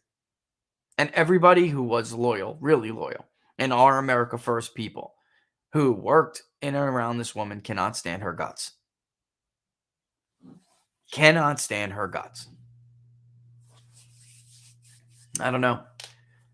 To pick a woman like that over a young, articulate, energetic, Hispanic Republican, candidate. And you're not gonna. It's Tennessee. It's not really about the Hispanic vote. It is about the face of new blood, though. It is, and that matters nationally. Simply because a candidate is Hispanic does not mean it's kind of. This is. I got to mention this because I have noticed. And this is not new. It's just I probably should tell you about this more. The Republican establishment is so stupid that they really believe simply putting a candidate who's black on the ballot or putting a candidate who's Hispanic on the ballot is going to win them those votes. That is a deeply offensive, position to have, especially to those voters. But I'm offended by it. It's also not true, as Politico lamented. It's not true. And there's Laura saying, racist as heck. Why won't this damn thing go off? It is. Laura, does that offend you? You're Hispanic. First of all, it's not true. Donald Trump, a white billionaire from Queens, New York, got more Hispanic votes than any other Republican presidential candidate since Richard Nixon. I have a news flash for everybody. George Bush did not get 44% of the vote. He did not. It is a bogus exit poll. Everyone knows that. Their only debate is, was it in the 30s or did it touch 40? That's it. And George W. Bush also caused Republicans to lose the Hispanic vote. Oh, yes, you did it, Georgie. You did it. And the rhino establishment Republicans, along with you, who are too cowardly to fight Dodd and Frank on the crisis that was coming, that everybody knew was coming, because you were so cowardly, you personally hurt those people. Hispanic Americans suffered more than anybody else from the financial crisis. Nobody saw their American dream get wiped away from them as a percentage more than Hispanics. They decimated the American dream in the Hispanic community by failing. And yes, a thinking person could say, well, then why don't they blame Democrats? That was Democrats caused the financial crisis. Bad Democratic policy did. That's true. But who the hell was president? And don't tell me that Republicans don't bear some blame. Everybody knew. They knew. Hank Paulson knew. He went up to the Hill twice. And George W. Bush chose to spend his political capital on an unpopular and unnecessary, foolish war instead of protecting those people and other people. And he burned the Republican brand for them for damn near a generation. And it burns their ass. You know it does. It burns their ass that it took Donald Trump to turn that around. Mitt Romney sure as hell couldn't do it. Mitt Romney's such a loser that 71% of the Hispanic vote nationally could have voted for him and he still would have been beaten by Barack Obama. That's how big of a loser Mitt Romney is. And that's what this, by the way, a lot of this is really about. There is more to it than the corruption. There is, because they are corrupt and they don't want Donald Trump around to stop their gain. They don't want their very lucrative, corrupt situation to end. But it is more than that. These people are jealous pieces of trash. There is this immature jealousy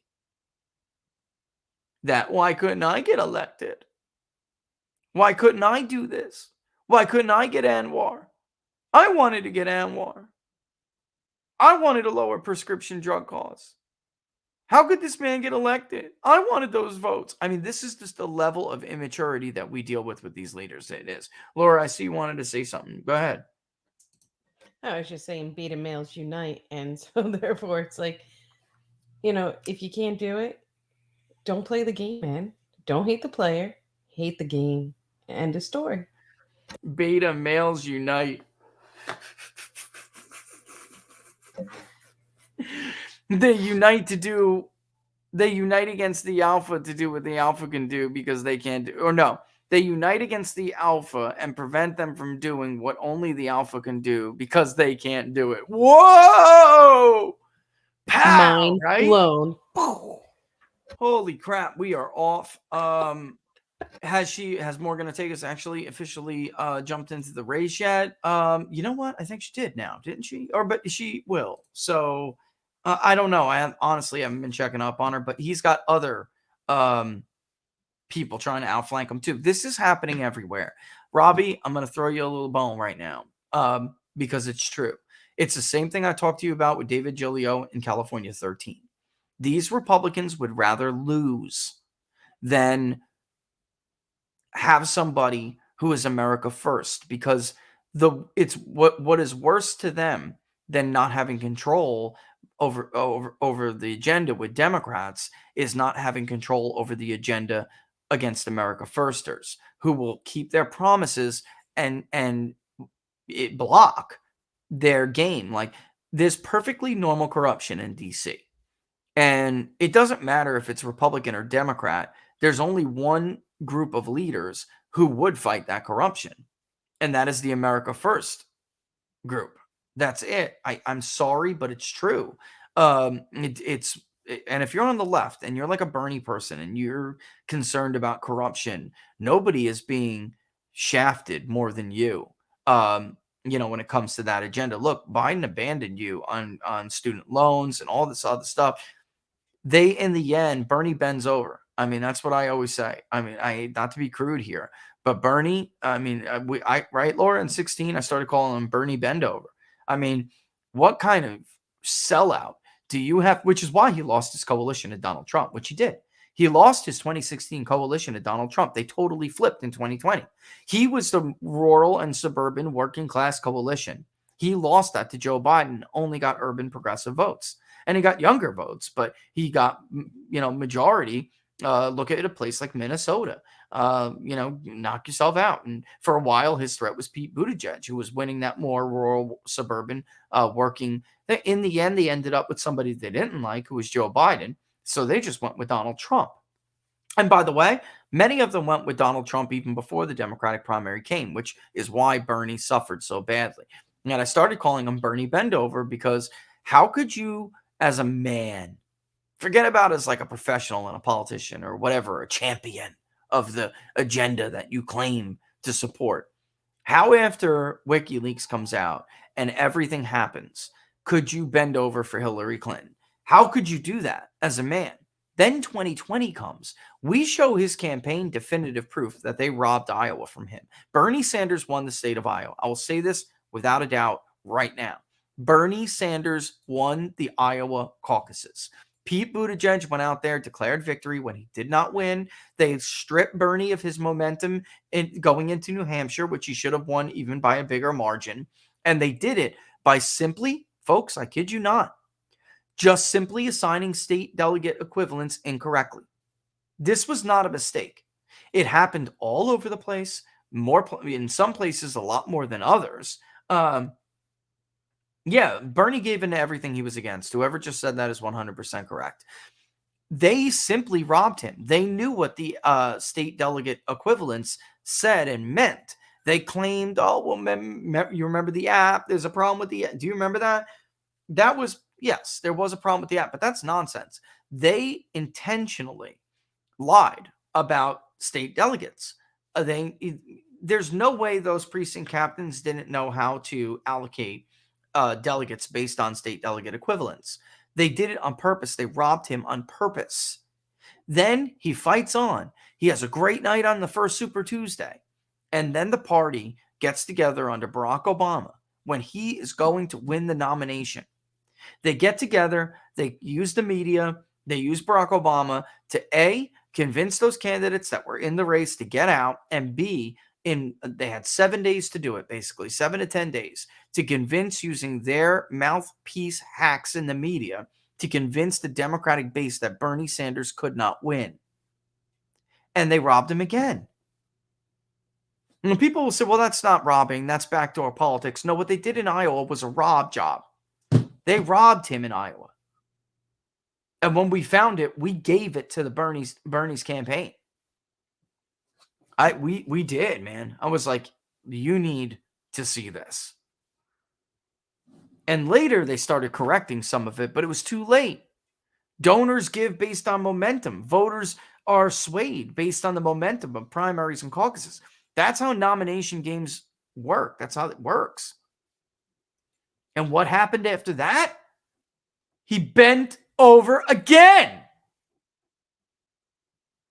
Bend over Bernie. Yes, sir. That's because Hillary has more cojones than he does. Oh my God. Apparently she carries a bigger stick. Apparently. Bernie bend over. What can I tell you? Wow, we're way over the time here, huh? That's all right. I had fun. All right, so with that in mind, let's go through the shtick. Like I said, we're gonna have some guests on. Should be maybe starting Friday. Will be cool. Of course, that is excluding Don Smith, who of course we'll have on, our good friend Don Smith, to talk Q&A and what he's got going on. And then rolling in probably the next week. All right. So also, as I peel out of here, if you're on Twitter and you follow me on Twitter, love you for it. I do. Join Getter, get a Getter account. Follow me on Getter. I would very much appreciate it. We have to start migrating the coalition over. Okay. Migrate the coalition. And then YouTube. Again, we love you for it. We really do. Subscribe. Give us a thumbs up. There's no harm in that. people I really support. I kid you not. I go to YouTube, give them a thumbs up, make sure I'm subscribed. Then I go to Rumble, I give them a plus, make sure I'm subscribed. That's what I do. I kid you not. If you enjoy the shows, do the same thing. But I definitely want, if you're not on Rumble, to subscribe to Rumble. All right. And when you're there, give us that little plus. Rumble rants always appreciated. But definitely go right there if you're watching on Rumble to the locals button and join the revolution in data journalism. peoplespundit.locals.com. Sign up today. All right. Supporters are how we make this possible. All right. I'm going to kick out of here again. Special thanks to the Bone Band, Bad Habit. We will see you on Friday, everyone. All right. And it should be a good show. Okay. All right.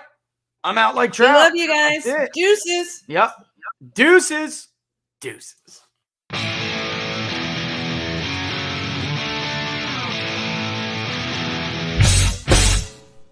How much you wanna bet that I can get you back inside your head before the summer ends and spread a little love.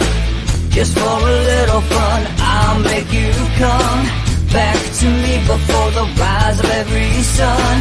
Baby, it's meant to be. I know you got a man, but he don't understand. You're gonna be a heartbreaker. You're such a love taker. So just suck me in and you can toss me like a cigarette. 'Cause I just wanna be a bad habit, yeah.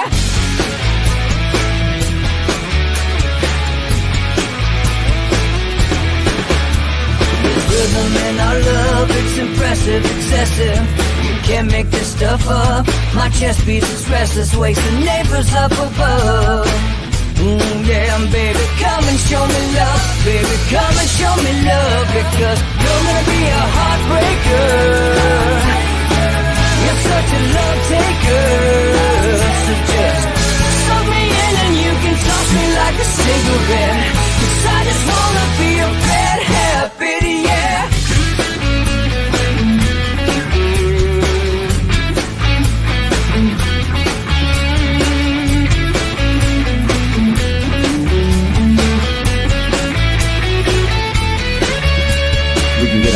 Take a one-way ride, steal us away to find a place we can hide. It wouldn't take much to spear for a knife, just to give into the need and leave it all behind. 'Cause I know that you know that I know that you want me. You told me, now show me, come blow me away. 'Cause I know that you know that I know that you want me. You told me, now show me, come blow me away. You're gonna be a heartbreaker.